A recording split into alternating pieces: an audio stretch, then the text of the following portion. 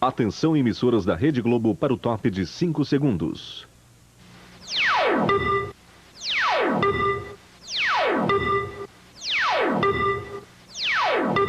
Bradesco, cada vez mais serviços, cada vez mais banco. Um perigo sobre nossas cabeças. Roubo de energia transforma postes em bombas incendiárias. No mapa, uma estrada asfaltada. Na realidade, uma armadilha infernal para caminhões. Nos Estados Unidos, uma epidemia. Adolescentes armados estão em toda parte. No Vaticano, sessão especial de cinema. E o filme tem roteiro do Papa João Paulo II. Um dia no circo de Interlagos. Carros fora de controle. Incêndio à beira da pista. E a McLaren dá um novo show, mesmo sem os freios mágicos. E se você acha que já viu tudo em matéria de delinquência?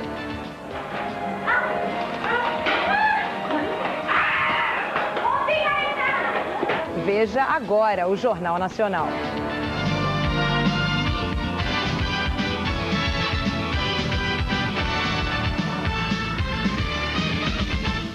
A rede do perigo em São Paulo.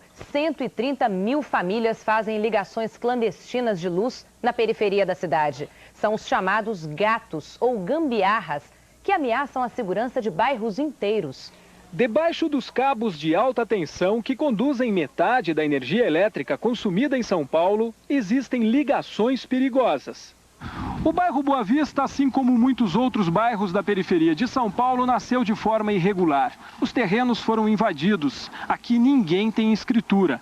E se não existem no papel, essas casas legalmente não podem receber energia elétrica. Para não ficarem no escuro, os moradores acabam roubando energia. Todo mundo quer pagar. Quer uma coisa organizada. Mas fala com o outro, ninguém resolve nada, o único jeito é gambiarra. O meio jurídico entende que se a Eletropaulo entrar, automaticamente ela estará legalizando a posse da terra. Sem controle, cada um puxa energia de onde bem entende. É tanto fio no mesmo poste que a comunidade inventou regras para evitar as quedas de luz. Tem que gritar o vizinho, ó, eu vou tomar banho agora. Então cada um tem seu horário, tem que avisar um ao outro. Mas quando a regra não funciona... É a televisão que pede, é a geladeira que pede. Pior é o perigo. Um transformador está previsto para dar ordem de 40 casas, né? Você por aqui constata que tem pelo menos 3 vezes mais ligada no seu transformador. No laboratório, professores de engenharia elétrica da USP simulam o que pode acontecer com um sistema sobrecarregado. Os fios esquentam tanto que começam a derreter. Dependendo dos materiais em volta, pode chegar a uma situação até de um incêndio. Pelo menos 130 mil famílias da periferia convivem com esse perigo. E o risco aumenta todo dia. E uma cidade baiana vivia à base de gatos. Para surpresa da Companhia de Energia Elétrica, os fraudadores são figuras ilustres do lugar, como o padre e o delegado. São 3 mil habitantes, 1.600 casas e um recorde. 1/5 das ligações de energia da cidade são clandestinas, conhecidas como gatos. E os gatos estão por toda parte, nas casas mais humildes, no posto de saúde, no mercado público, nas escolas e até na igreja. O padre jura que não sabia de nada. A paróquia é grande, ele não pode ver todas as coisas em todos os lugares, né? Com exceção da prefeitura, todos os prédios públicos do município tinham ligações clandestinas, inclusive a delegacia de polícia. Para surpresa do delegado, os técnicos da Companhia de Energia nem quiseram conversa, cortaram os fios. Desconheço fatos dessa natureza. Em 2 dias, 250 casas e prédios tiveram os gatos desativados e a energia cortada. Só o posto de saúde foi poupado porque a geladeira estava cheia de vacinas. O prefeito garante que desconhecia os gatos públicos. Pode ter alguns prédios da prefeitura com gato, mas não do meu conhecimento. Boa parte da cidade está no escuro. Farmácias, bares e casas estão sendo iluminados a vela e lampião. Depois do susto, a igreja e os prédios públicos já estão acertando as contas com a companhia de luz. O adeus de uma cidade às vítimas da violência. 2 das meninas mortas pelos colegas numa escola do Arkansas foram enterradas hoje. Apesar do luto, a população da pequena cidade de Jonesboro não quer abrir mão das armas. Jonesboro se despediu hoje de 2 meninas de 12 anos, cujo único erro foi ter ido à escola na tarde de terça-feira. Paige Erin e Natalie Brooks, 2 das 5 vítimas dos meninos Andrew e Mitchell. Por que tinha que ser assim? Predominantemente rural e sob forte influência da Igreja Batista, o estado de Arkansas tem uma das sociedades mais conservadoras dos Estados Unidos. Em Jonesboro, a mesma comunidade que proíbe a venda de bebidas alcoólicas incentiva o porte de armas e fogo. Jonesboro faz parte da chamada zona de caça, prática cultuada há vários séculos. Andrew Golden, o menino de 11 anos que participou do fuzilamento de sua professora e de suas colegas, brincava com armas desde cedo. E não eram só armas de brinquedo. Ele chegou a ganhar uma competição para orgulho do pai, mestre na arte de atirar. Na prisão, Andrew tem chorado e chamado pela mãe. Truly, de 13 anos, estudava com os meninos acusados. O pai está junto para confortá-lo. Será que o menino também possui armas? Sim, mas eu a uso para caçar. Aqui todo mundo tem espingarda e pistola e ensinamos nossos filhos a usá-las desde cedo, revela o pai de Truly.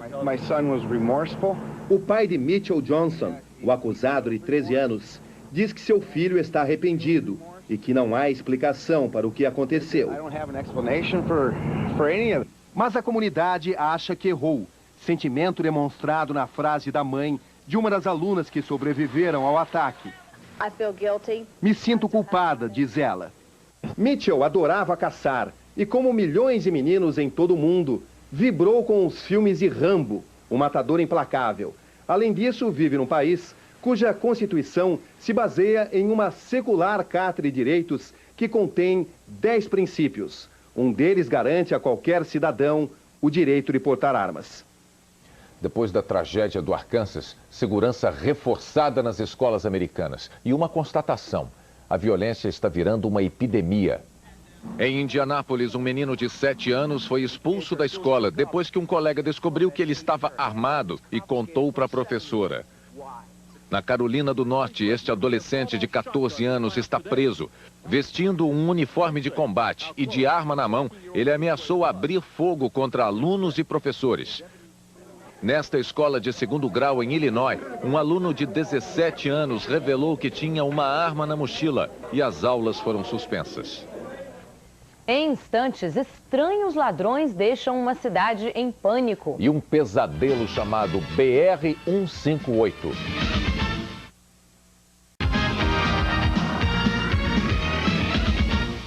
Armadilha para os caminhoneiros que cruzam uma das principais estradas de Mato Grosso. Os motoristas vão em busca de uma viagem tranquila, mas quando chegam lá... No mapa, a BR-158, que liga Mato Grosso ao Pará e Tocantins, aparece pavimentada e em muitos trechos completamente asfaltada. Todo mundo que vem a primeira vez, chega e fala, não, mas asfalto, cadê o asfalto? A realidade da BR-158 é outra. Num trecho de 600 quilômetros, em vez de asfalto, terra e caminhões atolados na lama. Aqui, o mato cresce no meio da estrada. No meio da estrada também ficam os motoristas. Nesta época de muita chuva, são no mínimo 100 por dia à espera de ajuda. A BR é o único acesso para o transporte de madeira e bois da região para outros estados. O governo nenhum toma providência, nem o governo estadual e nem federal. A situação aqui é de calamidade. Um caminhão carregado de alimentos tombou numa ponte de madeira. A prefeitura de um município próximo emprestou uma máquina. Os fazendeiros também vieram para ajudar. Apesar do esforço, a BR continuou bloqueada. Sem ter como passar, o motorista deste caminhão boiadeiro viu os animais morrendo na carroceria e nada pôde fazer. Um já morreu e pode morrer mais ainda. E não tem jeito de passar aqui não, Uma aventura perigosa no mar agitado. Um homem é arrastado pelas ondas durante uma pescaria no Rio de Janeiro. 4 homens pescavam nas Ilhas Cagarras, em Ipanema. Eles estavam em cima das pedras e foram surpreendidos pelo mar agitado. A ressaca atingiu até as praias do rio. Um helicóptero da polícia recebeu o aviso pelo rádio de um barco que passava pelo local. Um pescador ficou na ilha, a salvo, e outros 2 foram resgatados. Antônio de Oliveira, de 52 anos, contou como quase foi arrastado pelas ondas. A onda me jogou do outro lado, no meio do buraco, nos mariscos. Aí eu me cortei todo, me arranhei todo, segurei num galho e a onda em cima de mim. Aí com isopor que eles jogaram, segurei na tampa do isopor. Aí na ponta da pedra eu me segurei e saí. Ele disse que um dos amigos não teve a mesma sorte e caiu na água. O pescador continua desaparecido. As buscas foram suspensas no fim da tarde e só serão retomadas amanhã de manhã. O fim de semana começa com sol na maior parte do Brasil e no sul a temperatura volta a subir. O ar seco que veio da Argentina impede a formação de nuvens carregadas. Por isso, na grande faixa que vai do Paraná ao Nordeste, um sábado de sol com chuva rápida à tarde. Chove em quase toda a região norte, menos em Roraima. No sul, o tempo volta a fechar com a chegada de uma nova frente fria. Em Porto Alegre, mínima de 14 graus. E no Rio de Janeiro, máxima de 32. Alerta no Japão. Uma gangue aterroriza uma pequena cidade em busca de comida. As principais vítimas são os turistas. Nem todo mundo obedece à recomendação de não alimentar os macacos. Com a neve, os animais ficam sem comida nas montanhas. E não adianta fechar a porta. Eles enlouquecem os donos de lojas. Também não adianta gritar. Os ladrões são insistentes.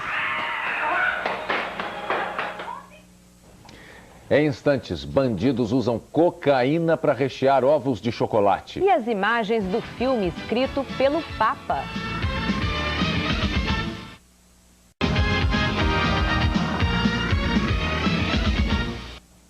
Um filme escrito pelo Papa João Paulo II há 60 anos foi exibido hoje pela primeira vez no Vaticano. Produzido na Polônia, país onde o Papa nasceu, o filme conta a história de um pintor que dedicou a vida à caridade. Nome de batismo do Papa João Paulo II, Karol Wojtyła, aparece em destaque nos créditos de abertura. O filme, produzido na Polônia, foi baseado num roteiro escrito por ele em 1940. Ele conta a história do pintor polonês Adam Chmielowski, que viveu e lutou durante o levante polonês contra a ocupação russa no fim do século passado. Um homem que sofreu uma profunda transformação pessoal e resolveu dedicar a arte e a vida a ajudar os pobres. A luta do pintor contra a miséria e as desigualdades sociais levou o Papa a beatificar o artista em 89. É a estreia nas telas de um Papa que um dia sonhou ser ator. Além de ter escrito poesias e textos de teatro, João Paulo II chegou a subir nos palcos como ator em peças experimentais. A partir de amanhã, cópias em vídeo do filme escrito pelo Papa João Paulo II começam a ser vendidas na Itália. O dinheiro arrecadado com a venda das fitas, que vão custar o equivalente a R$6, vai ser doado para instituições de caridade. Violência no sul do Pará. 2 sem-terras são mortos a tiros durante a transferência para um assentamento. 500 famílias desocupavam uma fazenda invadida há 15 dias em Parauapebas, quando Onalícios Barros e Valentim da Silva foram baleados. A polícia ainda não sabe quem atirou. Protesto em Mato Grosso do Sul. Fazendeiros saíram em carreata em Campo Grande, pedindo o fim das invasões de terra e das ocupações de prédios públicos. Tragédia em Betim, Minas Gerais. Em 20 minutos, o incêndio destrói o pavilhão da colônia de Rancenianos. 72 mulheres estavam no dormitório. 2 morreram. Truque de bandido. A polícia do Rio apreende 30 ovos de chocolate com recheio de cocaína. A capital de Roraima está coberta pela fumaça do incêndio que há 2 meses arrasa as florestas do estado. A situação piorou nos últimos dias com a mudança do vento. A visibilidade em Boa Vista é pouca, no ar quase nenhuma. Aviões e helicópteros não podem pousar nem levantar voo. A área de florestas queimada é maior do que se previa. O Instituto Nacional de Pesquisas na Amazônia diz que de 10% a 16% de Roraima já foram destruídos pelo fogo. A Amazônia é nossa! É nossa, mas não temos helicópteros, não temos água, o povo da região não é educado e faz queimadas. Mas a Amazônia é nossa, não queremos ajuda estrangeira. Mas não temos controle nem sobre as madeireiras da Malásia, que entraram aqui numa boa e estão devastando tudo. Mas a Amazônia é nossa, nossos bosques têm mais vida, nossa vida mais amores. É, mas os americanos sabem mais da Amazônia do que nós. O projeto Calha Norte, que é ótimo, não saiu do papel até hoje. A Amazônia é nossa, não é nossa nada. Ela é dos contrabandistas, dos queimadores de florestas, dos ladrões de madeira. A Amazônia só será nossa quando o governo tomar uma atitude de emergência e criar um exército de proteção militar antes que o pulmão do mundo pare de respirar. Daqui a pouco, delírio e fanatismo das tietes da Fórmula 1. Rodadas, fogo e show dos pilotos da McLaren no primeiro treino em Interlagos.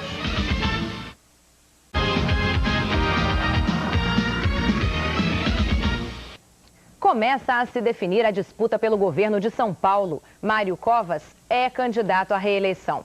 Agora só faltam as convenções dos partidos para confirmar todos os candidatos.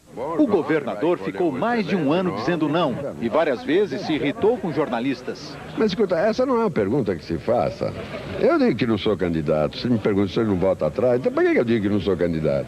Mas hoje, à 13h, finalmente a confirmação.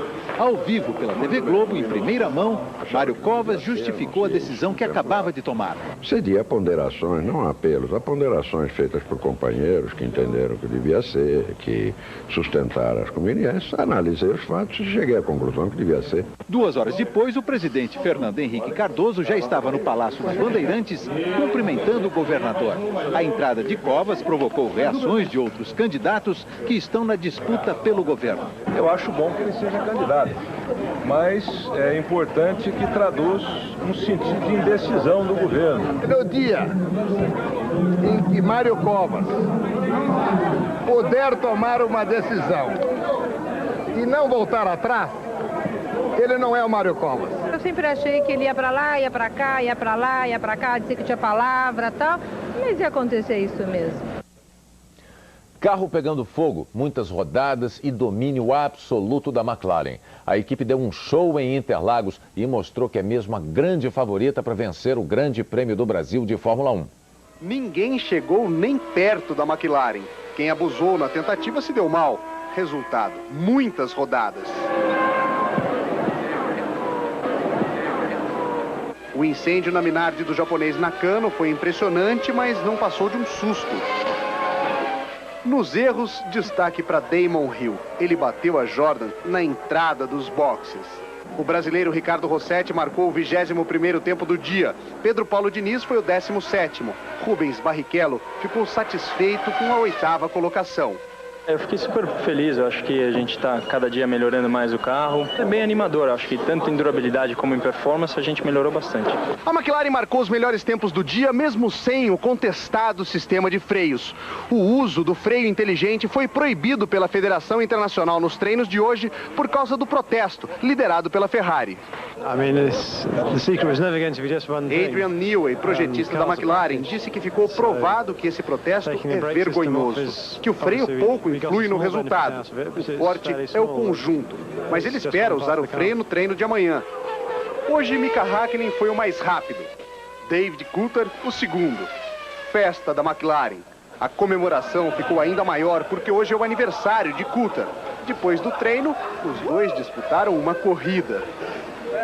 E no pastelão, eles empataram.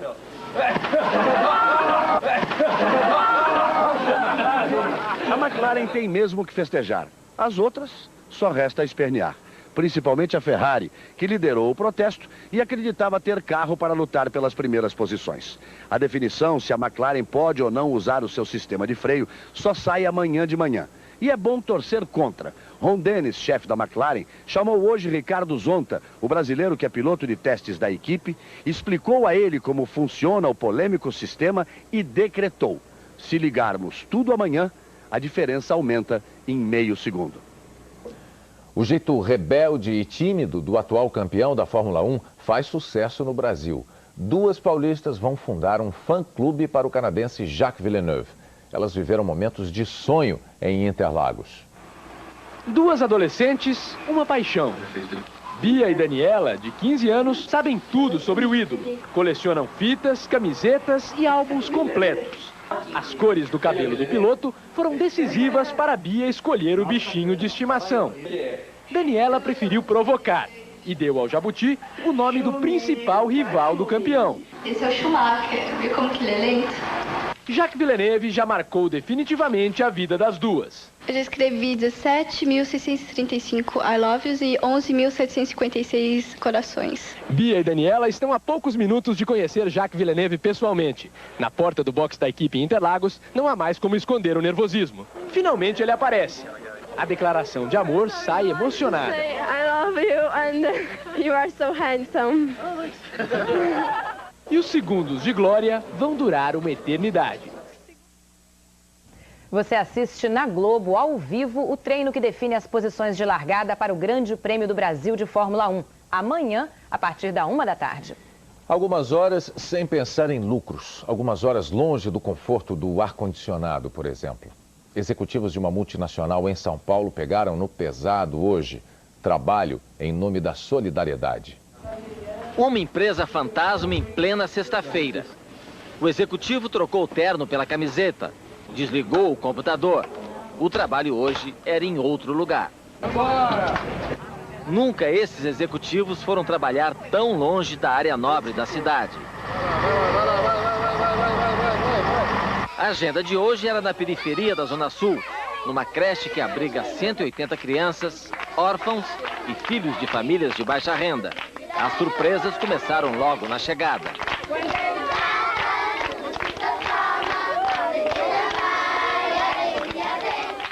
O que você achou da recepção? Linda. É? Emocionante. Longe do escritório com ar-condicionado, eles passaram um dia aqui na creche, trabalhando duro na criação do mais novo produto da empresa, o produto chamado Solidariedade. Primeiro, a distribuição das ferramentas para os grupos de trabalho. Vai trabalhar no canteiro de minhoca, doutor Luciano Respini. Até o presidente da empresa entrou no mutirão. Ele pegou na enxada e foi limpar o terreno, mas tinha um time motorizado. Tá difícil, hein? Ah, foi difícil al comecinho, mas agora está tudo bem. Tá difícil, hein? Pô, rapaz, não tá fácil, viu? Informática é muito mais fácil que isso, viu? Mas ninguém passou aperto com a espátula nem com a tinta. Alguns até se excederam. A casa e o rosto, pelo jeito, hein? Ah, é? Não tô vendo meu rosto, mas eu acredito. Aos poucos, a creche foi se transformando. As crianças acompanhando tudo. Muito bonita. Antes de terminar o expediente, formaram uma corrente fraterna para abastecer a casa. A gente está ajudando a comunidade e a comunidade também está nos ajudando. A gente espera que isso também sirva de exemplo para os outros. Veja a seguir o tropeço de Bill Clinton na África do Sul. E o incontrolável desejo de guardar bugigangas.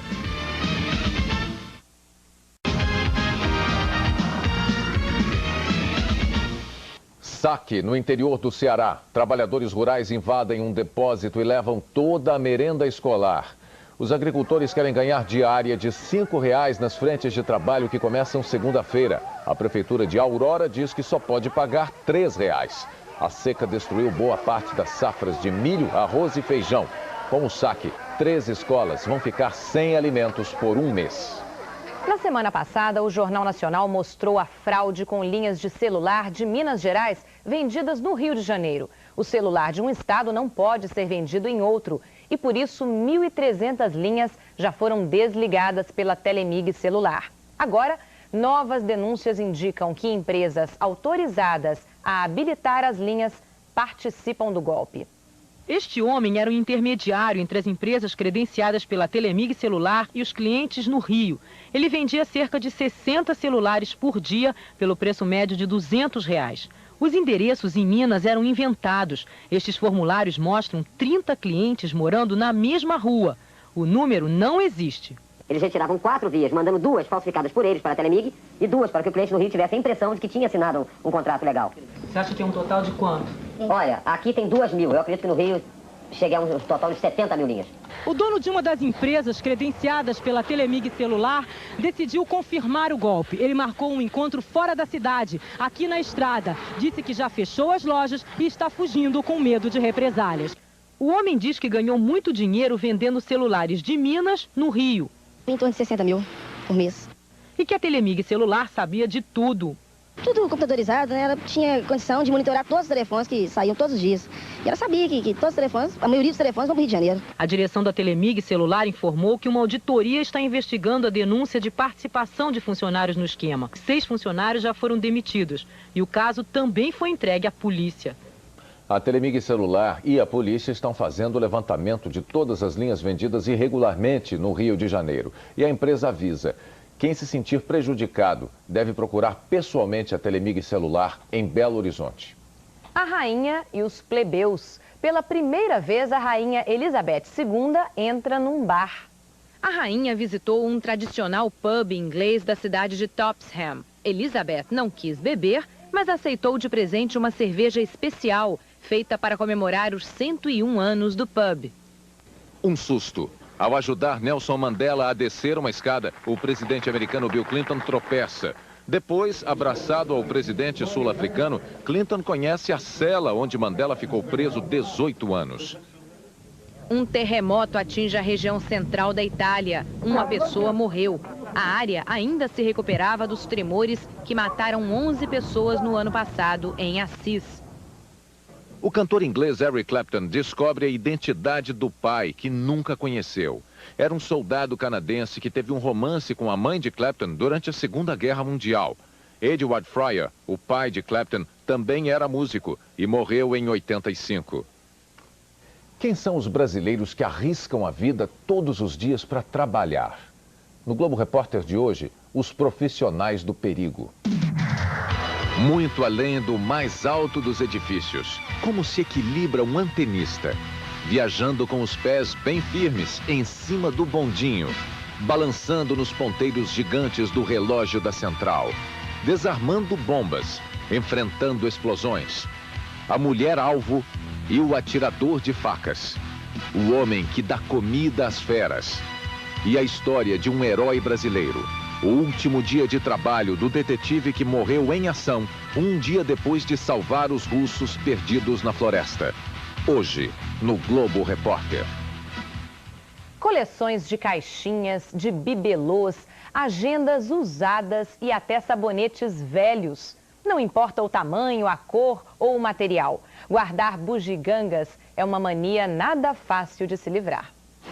Lembranças de 4 décadas estão nesta mala. São postais, bilhetinhos, cartas de ex-namoradas. Sua coisa você nem se lembra, né? Mas já escrito aqui, meu amor, em 66. No mesmo apartamento, coleções de balas, de sabonetes, de caixinhas, centenas de fotos, um monte de misturadores de bebidas, uma pilha de revistas e elefantes de todas as partes do mundo ocupando espaço. Eu jogaria tudo fora. Para o dono, tudo isso tem uma história e é difícil se desfazer das lembranças. Eu me sinto triste, né? Eu me sinto magoado, quer dizer, eu me sinto magoado, mas às vezes eu faço a opção de não pensar se eu devo guardar ou não. De onde surge esse impulso para guardar tantas coisas em casa? Revela uma tendência a conservar. Pode revelar também uma incapacidade de dar, uma incapacidade de abrir mão do passado. Guardando roteiros de viagens feitas há mais de 15 anos e discos velhos de vinil, este engenheiro pensa nas histórias que vai contar para os filhos. O melhor de tudo é você ter a sensação que quando você quiser recordar, as coisas vão estar lá para você revirar. Cláudia já ganhou do marido o apelido de Rainha da Sucata. Guarda artigos de jornal, bibelôs, agendas velhas e um lembrete no meio disso tudo. A utilidade de todas essas coisas é o que menos importa. Às vezes, é verdade, elas até correm o risco de ir para o lixo, mas sempre acabam voltando para o armário, mesmo depois de uma boa arrumação. É que, por algum motivo, a dona destes objetos simplesmente não consegue se livrar deles. O vestido que ela usou na festinha do primeiro aniversário, os convites do casamento, as cartinhas das filhas. Impossível não dar valor a estas recordações. Mamãe, você é a melhor mãe do mundo e eu quero te agradecer por você cuidar muito bem de mim. Obrigado, mamãe, por tudo. Beijos, Paulo. Isso aqui, pra mim, tem um valor que eu não posso jogar isso aqui fora nunca. Mas por que, entre tantos objetos pequenos e frágeis, guardar bijuterias quebradas. Um dia eu pretendo juntar todas e levar todas para consertar. Um dia. Um dia.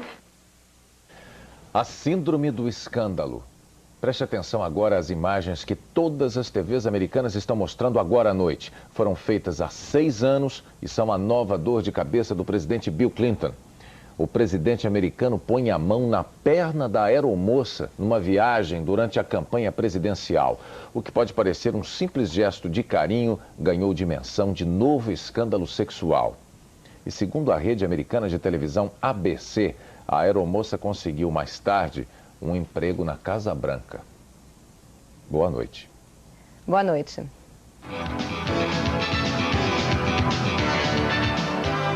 Rede Globo. Assista agora Por Amor. Classificação 12 anos.